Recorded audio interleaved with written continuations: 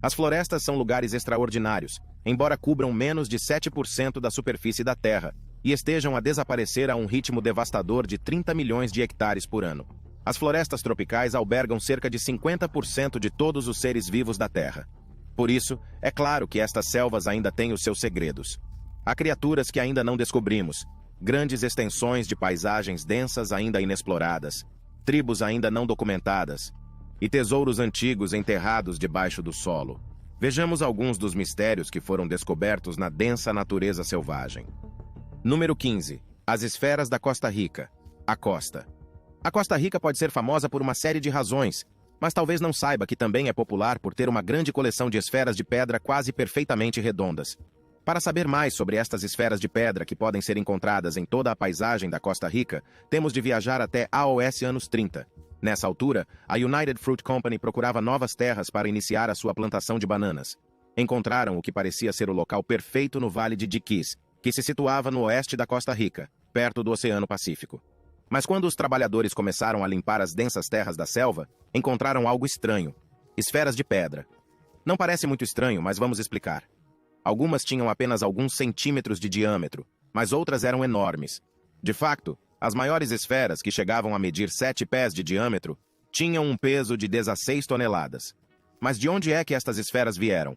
Ou será que vieram mesmo deste mundo? Era óbvio que estas esferas tinham sido feitas pelo homem, porque as rochas não existiam em formas tão uniformes. Os habitantes locais começaram rapidamente a questionar-se, e desenvolveram-se muitos mitos para explicar as esferas de pedra. Por exemplo, alguns acreditam que foram trazidas por, adivinhou, extraterrestres. Outros acreditam que estavam ligadas ao continente perdido da Atlântida. O estudo científico das pedras começou no final de 1930 e no início de 1940. Desde então, foram encontradas cerca de 300 esferas de pedra em todo o país. Embora muitas das pedras não sejam perfeitamente redondas, são surpreendentemente lisas, e as medições científicas revelaram que muitas delas estavam perto de serem esferas perfeitas. Mas a pergunta mais difícil de responder é: por que é que estas pedras foram feitas? Qual era o seu objetivo? Ninguém sabe ao certo. Número 14. Enguias que caçam em bandos. Quando escurece, as enguias elétricas emergem dos fundos dos rios sul-americanos na floresta amazônica para atacar as suas presas com até 860 volts de eletricidade, o suficiente para matar uma pessoa. Agora, os cientistas revelaram que estes peixes semelhantes a serpentes nem sempre atacam sozinhos. Na verdade, eles caçam em bandos semelhantes a lobos, orcas e algumas espécies de atum. A descoberta, inédita entre as enguias elétricas, vai dar início a novos estudos para investigar quando é que esta predação social evoluiu entre os animais. Douglas Bastos, biólogo do Instituto Nacional de Pesquisas da Amazônia, que viu pela primeira vez um ataque em grupo em 2012, ficou chocado. Normalmente, as enguias, que podem atingir o comprimento de um cabo de vassoura e pesar até 20 quilos, atacam sozinhas à noite, mirando apenas peixes em repouso. Observou. Este comportamento é invulgar não só para os peixes de água doce, mas sobretudo para as enguias elétricas. Bastos observou o ataque numa expedição em busca de criaturas marinhas ameaçadas de extinção no norte do Brasil. 2 anos depois, voltou para ver de perto. Acampado sozinho no meio do Amazonas, a 5 dias de viagem de barco da cidade mais próxima de Altamira, filmou centenas de enguias elétricas em grupos de 10 a atacar repetidamente pequenos peixes tetra no rio Uriri, que é uma árvore de tributo do rio Amazonas no norte do Brasil. Deve ter sido uma visão e tanto. Número 13. O esconderijo dos nazis. Um misterioso refúgio entre a vegetação do Parque Tecuari, na província argentina de Misiones, é tido como os restos de um esconderijo secreto da Segunda Guerra Mundial. Em 2015, os arqueólogos estavam a observar atentamente 3 edifícios em ruínas nas selvas argentinas. Por quê? Porque entre os artefactos descobertos, havia um prato de porcelana com a inscrição Made in Germany e 5 moedas alemãs. Mas a história não acaba aí. Todos ficaram surpreendidos ao saber que se tratava, na realidade, de moedas alemãs da era nazi. De acordo com o chefe de equipa da expedição, Daniel Chavazon, o pequeno conjunto de edifícios foi apenas um dos muitos locais planeados durante a Segunda Guerra Mundial, porque até o nazi mais dedicado precisava de um plano de reserva. Chavazon explicou que os nazis estavam a trabalhar num projeto secreto para providenciar refúgios seguros para os líderes de topo, caso as coisas corressem mal. Por isso, construíram estes locais inacessíveis no meio de desertos, montanhas, falésias ou no meio de selvas, como aquela onde os investigadores acabaram por ficar. Os edifícios foram claramente concebidos com a segurança em mente, com algumas paredes a medir até 9 pés de espessura, de acordo com a BBC. Mas será que alguma vez foram utilizados? dizem que é altamente improvável por uma razão muito duvidosa. O então presidente da Argentina, Juan Perón, tinha uma política de portas abertas, permitindo que os nazis se instalassem no país. Os arqueólogos observam que, se Adolf Eichmann, o homem que planeou o Holocausto, foi autorizado a viver feliz e livremente em Buenos Aires, as hipóteses de outros líderes optarem pela vida na selva eram muito reduzidas. Número 12. A rã dourada do Panamá. Encontrar uma rã na selva pode não parecer invulgar, mas a rã dourada do Panamá é muito fixe. De acordo com o The Guardian, o mundo tomou conhecimento da pequena rã dourada pela primeira vez num documentário de 2006. A rã não só era venenosa, como também tinha uma forma inteligente de comunicar, o semáforo. Os investigadores que filmavam as rãs para a BBC descobriram que as zonas onde se encontravam os riachos em Deep Within the Jungle eram extremamente ruidosas. As outras rãs não conseguiam ouvir os coachos e ribombos habituais, pelo que estes pequenos desenvolveram um sistema complexo de agitação dos braços, contração das pernas e batimento dos pés para comunicar. Não é fixe? Infelizmente, de acordo com o Smithsonian, eles estão criticamente ameaçados de extinção. Mesmo quando a BBC estava a filmar, a propagação de um fungo quitrídeo estava a dizimar as populações de rãs da região. Felizmente, os investigadores conseguiram salvar um pequeno número de rãs ondulantes, na esperança não só de encontrar uma cura para a doença que as estava a levar à extinção, mas também de aumentar o seu número e repovoar a natureza. Número 11. O fascinante Lago Cor-de-Rosa. Considera o seguinte cenário. Estamos em 1802, e Matthew Flinders, um navegador e cartógrafo britânico a bordo do HMS Investigator, desembarca no que é agora conhecido como Middle Island. Está no arquipélago Recherche, ao largo da costa sul da Austrália, e é a altura de começar a explorar. Abre caminho através da selva densa, chega ao pico mais alto, olha em redor para a paisagem e fica espantado. Bem, o que ele viu foi um lago cor-de-rosa brilhante, e embora provavelmente não estivesse familiarizado com batidos de morango, é exatamente isso que a cor nos faz pensar. Mais tarde, descreveu a floresta como sendo cor-de-rosa, o que também é bastante aproximado. Quando ele e a sua tripulação chegaram ao lago, que também era muito salgado, conseguiram reabastecer todo o navio apenas com o sal que tinha cristalizado ao longo das margens. De acordo com a interessante engenharia, Flinders batizou o lago de Hillier em homenagem a um membro da tripulação que morreu enquanto o navio estava atracado na ilha. E acontece que a cor do lago é afetada pela supersalinidade. Devido ao facto de a água ser tão salgada, as bactérias e as arcaias são as formas de vida microscópicas mais comuns que conseguem sobreviver ali. Estes organismos têm um pigmento nas suas membranas celulares que é responsável pela cor rosa da água, e é por isso que o lago também tem essa cor. Não é fixe? Número 10. A cidade perdida do Deus Macaco. Há anos que os arqueólogos ouviam rumores de uma cidade na selva das Honduras. Por vezes era referida como La Ciudad Blanca, a Cidade Branca, e outras vezes como a Cidade Perdida do Deus Macaco. E em 2015, a cidade passou de mito à realidade. Diz a lenda que a cidade foi fundada por povos indígenas que fugiam da conquista implacável e da matança trazida pelos conquistadores espanhóis. As expedições do início do século XX apenas revelaram rumores e só em 2010, com a chegada de uma nova tecnologia chamada LIDAR, Light Detection and Ranging, é que se começou a avançar. A digitalização revelou uma extensa cidade escondida na selva, e os arqueólogos finalmente abriram caminho através das árvores para encontrar a antiga cidade, há muito abandonada, em 2015, segundo a National Geographic. E o que descobriram foi espantoso. Estruturas de pedra perfeitamente preservadas e intocadas, pirâmides, esculturas, vasos e jarros, tronos e mesas. A investigação arqueológica tem sido lenta, mas o sítio já produziu alguns outros resultados. Descobriu-se que o paraíso intocado alberga uma série de plantas, aves, insectos e répteis em vias de extinção, e a Conservation International descreveu-o como um refúgio para espécies ameaçadas. Owen Douglas Preston, que fez parte da primeira expedição, disse ao The Verge que eles descobriram outra coisa. Uma doença que come carne e que apodrece primeiro o nariz e os lábios de uma pessoa. E sim, todos os exploradores voltaram para casa com ela. Por isso, talvez seja melhor deixar esta para os profissionais. Número 9. A cidade de Nan Madol. Nan Madol é uma cidade de uma beleza de cortar a respiração. Por isso, não é de admirar que, de acordo com o Atlas Obscura, Nan Madol tenha inspirado a visão de H.P. Lovecraft de Relaie. É também elogiada pelo Smithsonian, que lhe chama uma maravilha da engenharia e a única coisa que resta do povo Saudala, que era igualmente religioso e cruel, e deixou para trás uma cidade de pedra que ainda se pensa ser o lar de muitos fantasmas. Assustador, sim, Mas os arqueólogos descobriram algo inesperado nas ruínas em 2016. A chave para desvendar o mistério de como a humanidade evoluiu de sociedades simples para sociedades mais complexas. De acordo com o Science Daily, a datação por séries de urânio permitiu aos investigadores identificar a data de construção do túmulo de um chefe primitivo entre 1180 e 1200. O tamanho do túmulo também é significativo. Os historiadores dizem que, pelo facto de terem descoberto o que equivale a uma evolução recente de uma sociedade simples para uma sociedade complexa governada por um único chefe sobre uma série de ilhas e tribos, ainda tem acesso a outra coisa, a história oral. E por que é que isto é importante?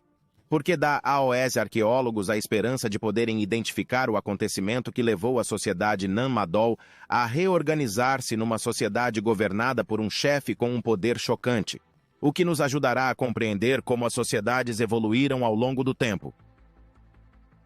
Número 8. O ouro inca perdido.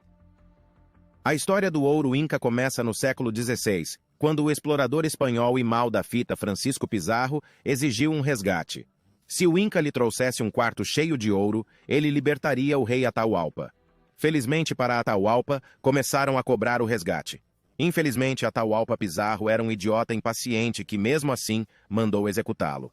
De acordo com a National Geographic, é aqui que a história se torna obscura. Dizia-se que o resgate estava escondido numa caverna secreta. Bem, algures. Mas há provas de que foi descoberto várias vezes.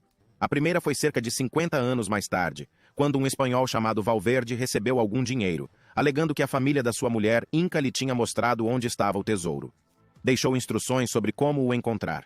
O guia e o mapa desapareceram até 1850, mas foi só em 1886 que um caçador de tesouros chamado Barth Blake seguiu o rastro e relatou ter encontrado o tesouro. Descreveu figuras humanas, de pássaros e de animais em tamanho natural, feitas de ouro e joias, vasos de ouro cheios de esmeraldas e os mais belos trabalhos de ourivesaria que se possa imaginar. Blake pegou no que podia carregar e partiu, com a intenção de regressar. Mas desapareceu no caminho de regresso a Nova York e todas as tentativas de o encontrar falharam. Então, para onde é que ele foi? E será que mais alguém conseguirá localizar o ouro? Número 7. Milhares de estruturas maias. No grande esquema das coisas, os maias só existiam há cerca de 1500 anos, de acordo com a BBC. Mas há uma quantidade chocante de coisas que não sabemos sobre eles, e uma descoberta em 2018 demonstrou o quanto ainda não sabemos. Os investigadores utilizaram o lidar, que lhes permitiu essencialmente descascar as camadas da selva, fazendo incidir a luz laser sobre o solo e medindo e interpretando os comprimentos de onda que retornam. Os investigadores utilizaram o lidar para mapear as selvas da Guatemala, e no final, tinham descoberto e mapeado cerca de 60 mil ruínas maias anteriormente desconhecidas. Os arqueólogos estimam que a análise de todos os dados descobertos pelo lidar demorará o próximo século, o que representa essencialmente 3.000 anos de história maia, condensados num mapa topográfico. Mesmo à primeira vista, descobriram coisas incríveis. Áreas da selva anteriormente consideradas inabitáveis foram ocupadas e os maias gastaram mais tempo e recursos a construir estruturas defensivas do que se pensava. Os números da população também dispararam com as estimativas, colocando o pico populacional da civilização entre 10 e 15 milhões de pessoas. E também descobriram que, bem, se podemos perder uma pirâmide de 7 andares, podemos perder quase tudo. Número 6. Phnom Kulen. Toda a gente. Já toda a gente ouviu falar de Angkor Wat, o mais famoso dos complexos de templos antigos do Camboja, segundo a National Geographic. Mas não vamos falar sobre isso. Não exatamente. Havia um outro complexo ao fundo da estrada que era ainda mais esquivo. Os arqueólogos já sabiam da existência deste complexo antigo há quase um século, mas só foi descoberto em 2012.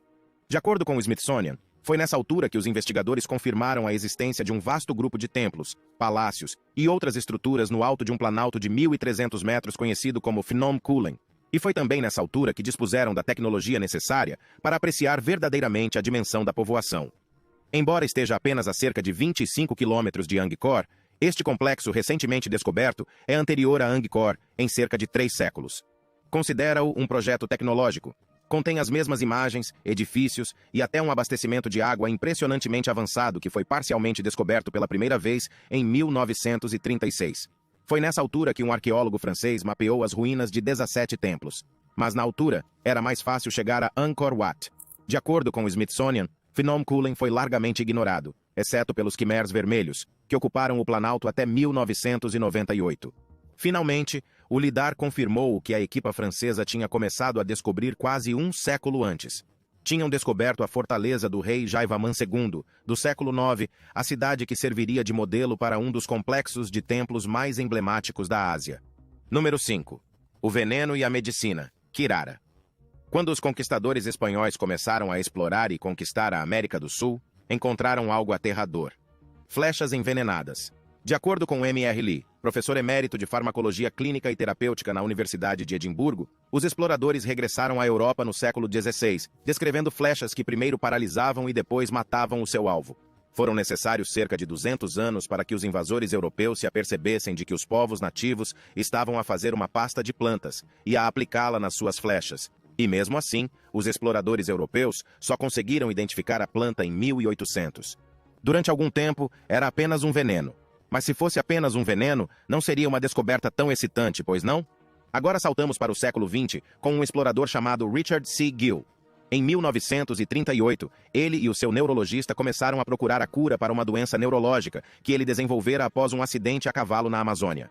Entre os segredos que os indígenas lhe revelaram estavam várias receitas para fazer veneno de curare, que 2 esteticistas canadianos perceberam que podia ser usado para um fim diferente.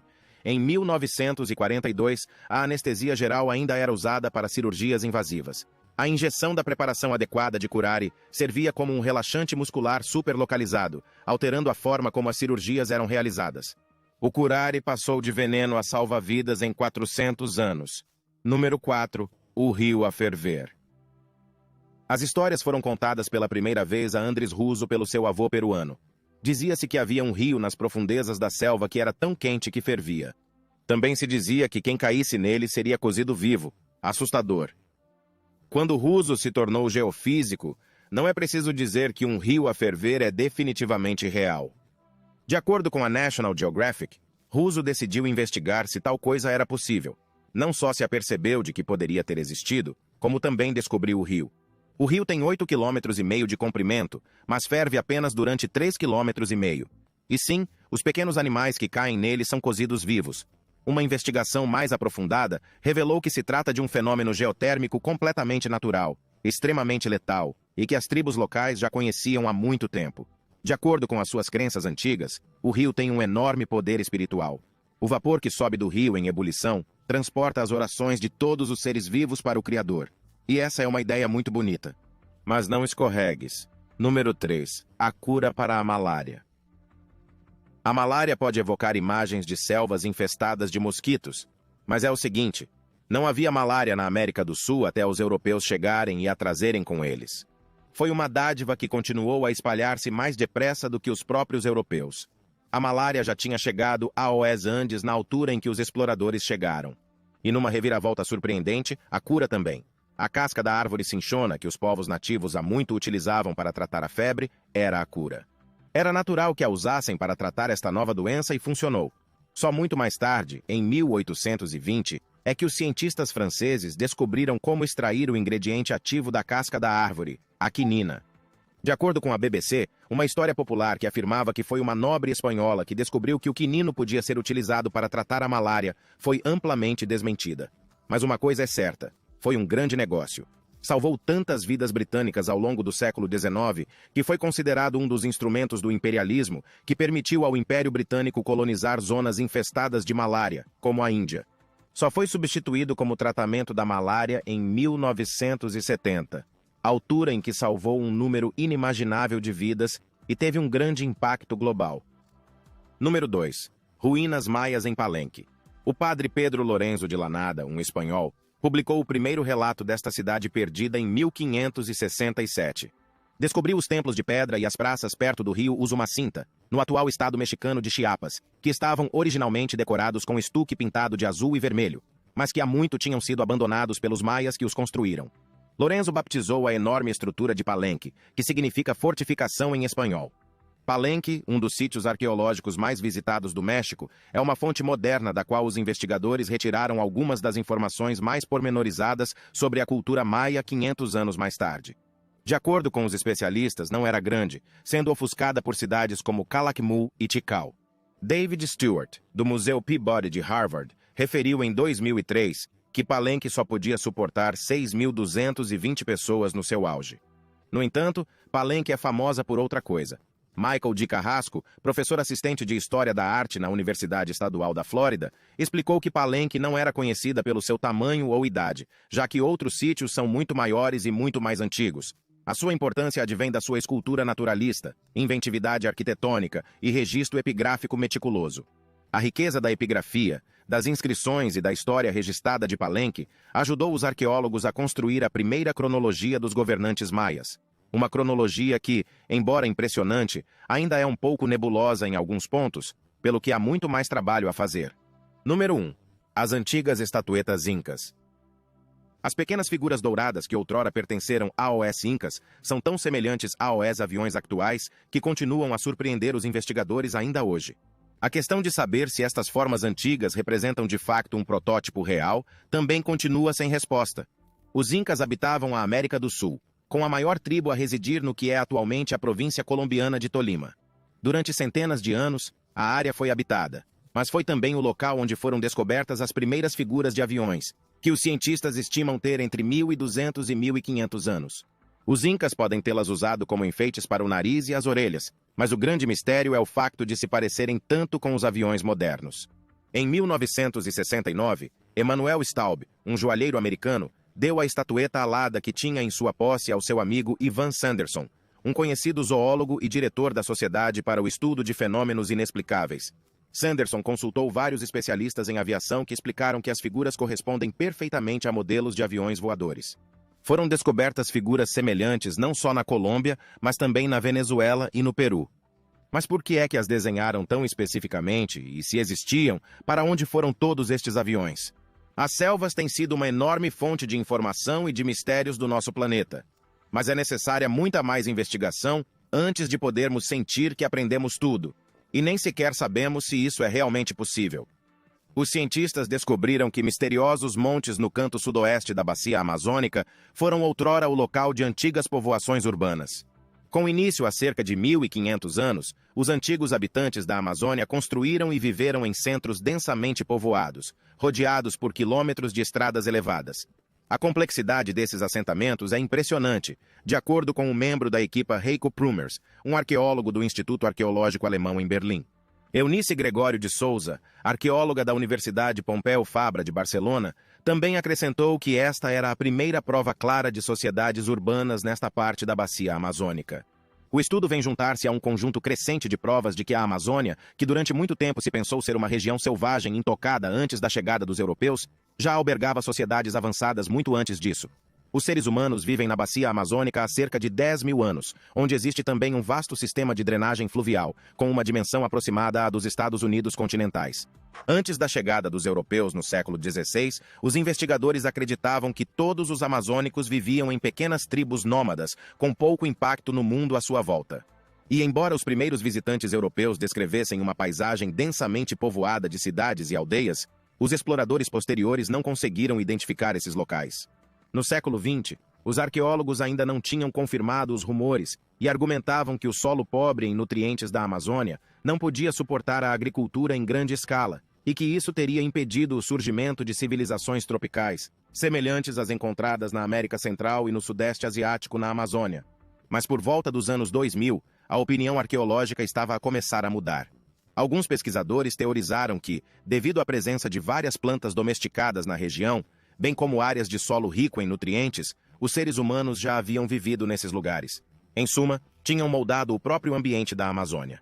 A teoria ganhou ainda mais apoio depois que os arqueólogos relataram centenas de grandes montes geométricos descobertos devido à desflorestação no sul da floresta amazônica em 2018.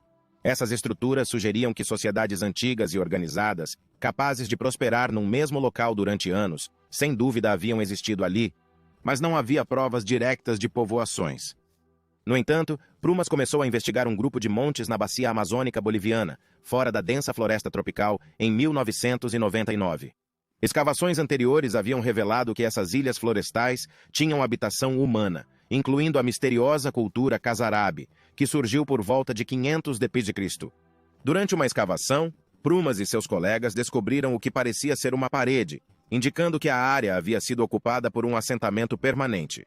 Os investigadores descobriram também sepulturas, plataformas e outros indícios de uma sociedade complexa. No entanto, a densa vegetação dificultou o levantamento do sítio através dos métodos tradicionais. Por volta dos anos 2010, os arqueólogos estavam apaixonados pelo LIDAR, uma tecnologia de detecção remota que utiliza lasers para gerar uma imagem tridimensional do solo.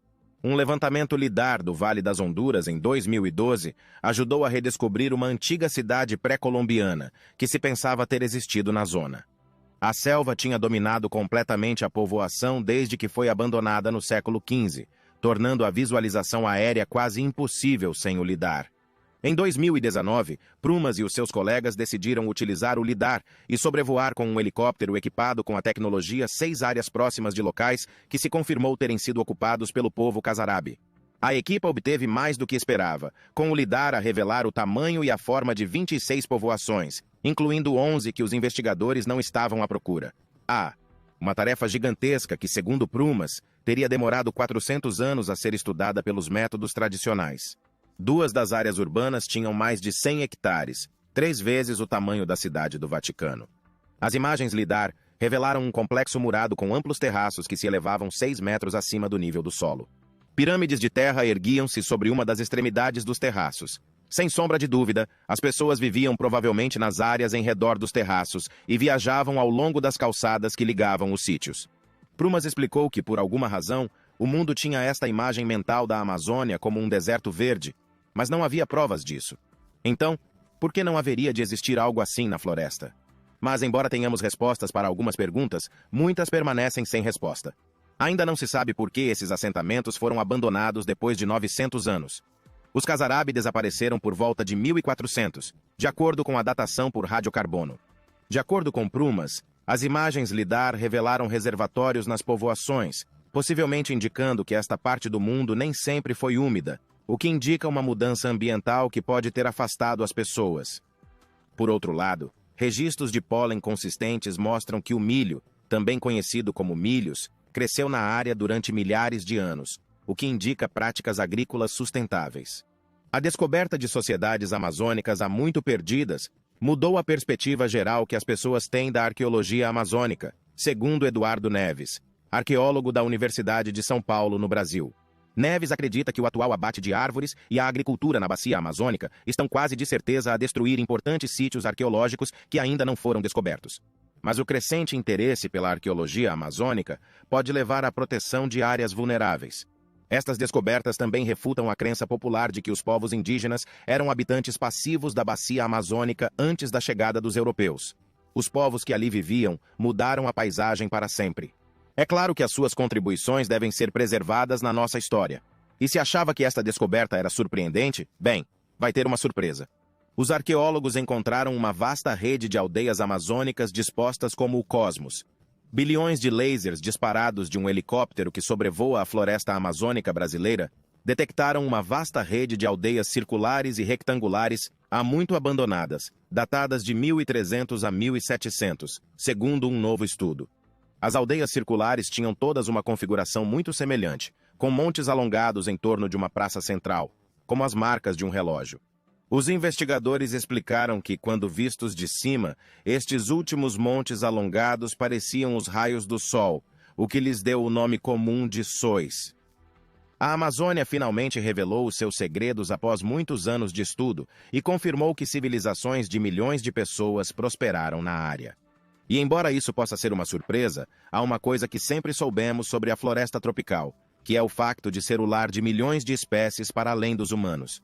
Por isso, é claro que se depararam com um fóssil que ajudou a preencher 15 milhões de anos de dados em falta. Os restos do mais pequeno macaco fóssil alguma vez descoberto foram descobertos por uma equipa de cientistas peruanos e americanos. Um dente fossilizado descoberto na selva amazônica do Peru foi identificado como pertencendo a uma nova espécie de macaco do tamanho de um hamster. De acordo com uma equipa liderada pela Duke University e pela Universidade Nacional de Pira, no Peru, o espécime é significativo porque preenche uma lacuna de 15 milhões de anos no registro fóssil dos macacos do Novo Mundo. O novo fóssil foi descoberto no sudeste do Peru, numa margem exposta do rio Alto Madre de Dios.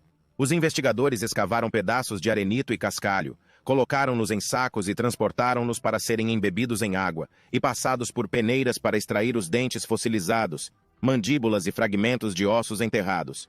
Foi um trabalho árduo, pois a equipa passou a pente fino mais de 2.000 quilos de sedimentos contendo centenas de roedores, morcegos e outros fósseis de animais antes de descobrir o único dente de macaco. Mas a sua paciência valeu a pena. O primeiro autor, Richard K., professor de antropologia evolutiva da Universidade de Duke, que há quase 4 décadas efetua investigação paleontológica na América do Sul, afirmou que os fósseis de primatas não são fáceis de encontrar. O espécime, um único molar superior, tinha o dobro do tamanho da cabeça de um alfinete e poderia cair através de uma tela de janela. Se está a pensar por que é que um dente pode ter causado tanta excitação, é porque os dentes de macaco, particularmente os molares, podem revelar muito aos paleontólogos. Com base no tamanho relativo e na forma do dente, os investigadores acreditam que o animal comia frutos e insectos ricos em energia e pesava menos de meio quilo, apenas ligeiramente mais pesado do que uma bola de beisebol. Isso é minúsculo em comparação com alguns dos grandes macacos da América do Sul, como os bugios e os maracanãs, que podem pesar até 50 quilos. K explicou que era de longe o mais pequeno macaco fóssil alguma vez descoberto em qualquer parte do planeta. Apenas uma espécie viva de macaco, o saguim pigmeu, do tamanho de uma chávena de chá, era mais pequeno, mas por pouco. A equipa deu ao animal o nome de Parvomico matadai, ou macaco minúsculo do rio Mãe de Deus, num artigo publicado no Journal of Human Evolution. A descoberta, que está agora alojada nas coleções permanentes do Instituto de Paleontologia da Universidade Nacional de Pira, no Peru, é significativa porque é uma das poucas pistas que os cientistas têm de um capítulo-chave em falta na evolução dos macacos. Pensa-se que os macacos teriam chegado à América do Sul vindos de África há 40 milhões de anos, diversificando-se rapidamente nas mais de 150 espécies do Novo Mundo que conhecemos hoje, a maioria das quais vive na floresta amazônica. Mas a forma como esse processo se desenrolou é um pouco misteriosa, graças em parte a uma lacuna no registro fóssil de macacos entre 13 e 31 milhões de anos atrás, com apenas alguns fragmentos que não foram suficientes. O parvomico viveu nesse vazio. O novo fóssil data de há 17 a 19 milhões de anos, o que o coloca no período em que os investigadores esperariam uma diversificação dos macacos do Novo Mundo. O parvomico pode ter sido uma novidade para os investigadores, pelo que a sua descoberta foi, naturalmente, emocionante. Mas a Amazônia também nos está a dar novos detalhes sobre animais que sabemos que existem hoje. Por exemplo, verificou-se que as enguias elétricas caçavam em bandos nos rios da Amazônia. Quando escurece, as enguias elétricas emergem do fundo dos rios sul-americanos para atacar as suas presas com até 860 volts de eletricidade, o suficiente para matar uma pessoa. Agora, os cientistas revelaram que os peixes parecidos com cobras nem sempre andam sozinhos. Eles caçam em bandos semelhantes aos lobos, orcas ou algumas espécies de atum. A descoberta, a primeira entre os peixes elétricos, pode abrir caminho a novos estudos para investigar quando é que a predação social evoluiu entre os peixes. Douglas Sebastos, biólogo do Instituto Nacional de Pesquisas da Amazônia, que viu pela primeira vez um ataque em grupo em 2012, ficou chocado. Normalmente, as enguias, que podem crescer até o comprimento de um cabo de vassoura e pesar até 20 quilos, atacam sozinhas à noite, mirando apenas peixes em repouso, observa. Este comportamento é invulgar não só para os peixes de água doce, mas também para as enguias elétricas. Bastos testemunhou o ataque numa expedição em busca de peixes ameaçados de extinção no norte do Brasil. 2 anos depois, voltou para ver de perto. Acampado sozinho no meio do Amazonas, a 5 dias de viagem de barco da cidade mais próxima de Altamira, filmou centenas de enguias elétricas em grupos de 10, alegadamente a atacar pequenos peixes tetra no rio Iriri, um afluente do rio Ingu, que é um afluente do rio Amazonas no norte do Brasil. As enguias eram Electrophorus volti, que dão o choque mais forte já medido num animal vivo. Até agora, os ataques do grupo só foram registrados na época de águas baixas, que vai de junho a novembro. Durante estes meses, em que se registra uma redução significativa da precipitação, os peixes dos rios da região são espremidos em muito menos água do que o normal, o que os torna presas fáceis para as matilhas de enguias. As enguias só têm de encontrar uma piscina cheia de peixes e emboscá-los. Na época das águas altas, as presas teriam muito mais hipóteses de manter uma distância segura e fugir, diz o coautor Carlos David de Santana, coautor e biólogo do Museu Nacional de História Natural da Smithsonian Institution. Os investigadores não sabem como é que este comportamento evoluiu, qual a sua extensão, e se acontece apenas durante a época de águas baixas. Mas Santana tem algumas ideias sobre como as enguias podem escolher os seus grupos. Com base num princípio simples a nível individual, Continuar a caçar com as mesmas pessoas quando se é bem-sucedido e acaba por se formar um grupo estável, esta predação social pode ter se desenvolvido. A maior parte do tempo, as enguias descansavam no fundo do rio, mas ao amanhecer e ao anoitecer, deslocavam-se para uma piscina pouco profunda na margem do rio, onde reuniam cardumes de peixes e lançavam ataques conjuntos, imobilizando e devorando as suas presas. Cada caçada demorava normalmente 2 horas e envolvia até 7 ataques, relatam os investigadores hoje na revista Ecology and Evolution. William Crampton, um biólogo da Universidade da Florida Central que não participa no trabalho, ficou igualmente fascinado com esta nova prova. Estuda peixes elétricos há 25 anos e diz que as descobertas poderão estimular novas investigações sobre a forma como as enguias utilizam as descargas elétricas para navegar e comunicar. A seguir, Bastos e os seus colegas planeiam sequenciar os genomas das enguias na esperança de identificar genes ligados à predação social, partilhados por outros animais que apresentam este comportamento, incluindo mamíferos como as baleias. Isto pode dar-lhes pistas para compreender melhor a história da evolução desta característica numa grande variedade de animais. Crampton suspeita que outras espécies de enguias elétricas possam utilizar a mesma estratégia de caça. Numa viagem recente à Guiana, diz ter ouvido relatos de povos indígenas sobre cardumes de peixes que saltavam da água perto de grandes grupos de enguias elétricas de outra espécie, elétricos. Embora nunca tenha observado pessoalmente este comportamento, se os relatos forem exatos, é possível que não seja exclusivo da volta. De qualquer forma, os pesquisadores terão que agir rápido, pois a destruição da Amazônia pelo homem está acabando com esses habitats, diz Santana. A triste realidade é que é provável que essas áreas não sejam preservadas por mais 5 ou 10 anos. E a razão para isso são as mudanças climáticas, que sempre nos fazem engolir algumas vezes. Quando falamos da floresta amazônica, as notícias nunca são boas. Ao longo de 2019 e 2020, as notícias têm sido dominadas por imagens de florestas em chamas, a terra devastada pelas alterações climáticas e o abate ilegal de árvores. Mas embora os investigadores possam sentir-se desesperados, ainda há muita coisa que os cientistas ainda não compreendem. Um novo estudo publicado na revista Science Advances é um exemplo disso mesmo. Nele, os cientistas revelaram algumas características ecológicas intrigantes nas regiões mais úmidas da Amazônia, o que sugere que a floresta tropical pode ser mais resistente do que pensamos. Espera aí, a ciência a entrar em jogo. Os cientistas analisaram a relação entre o aumento da secura do ar, também conhecida como déficit de pressão de vapor, e a produção primária bruta na Amazônia. A produção primária bruta refere-se à quantidade total de carbono que as plantas das florestas fixam ou absorvem durante a fotossíntese. Os cientistas utilizaram dados observacionais de 9 anos, entre junho de 2007 e maio de 2016, e introduziram os dados numa ferramenta de aprendizagem automática conhecida como rede neural artificial. Estas redes ajudaram os investigadores a compreender e a comparar os seus resultados com os modelos e simulações existentes sobre a forma como o ar seco altera a capacidade da Amazônia de atuar como um sumidouro de carbono. Ok, isto está a ficar demasiado difícil de entender? Talvez a autora principal, Julia K. Green, possa ajudar. Ela deu a sua opinião sobre o estudo no Laboratório de Ciências do Clima e do Ambiente em França e explicou-o à inverse. Essencialmente, queria conceber um método que permitisse utilizar diferentes fatores de previsão ambiental e introduzi-los num modelo de previsão da fotossíntese. Mas pôr estas teorias à prova é que é o verdadeiro objetivo.